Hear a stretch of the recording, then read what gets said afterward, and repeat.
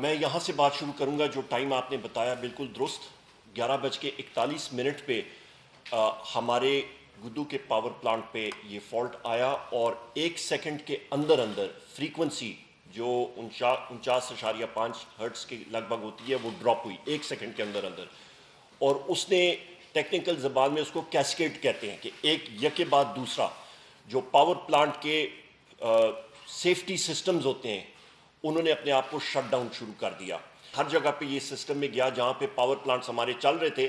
زیادہ تر تربیلا، منگلا، اس پہ ہمارے ہوا کے کئی پلانٹس تھے وہ چل رہے تھے. جنریشن کمپنی چل رہی تھی. وہ سارے کے سارے اس وقت تقریباً ایگزیکٹ فگر میں آپ کو بتا رہا ہوں 11:41 پہ یہ 10,302 میگا واٹس چل رہے تھے جو سسٹم سے ایک دم آؤٹ ہو گئے.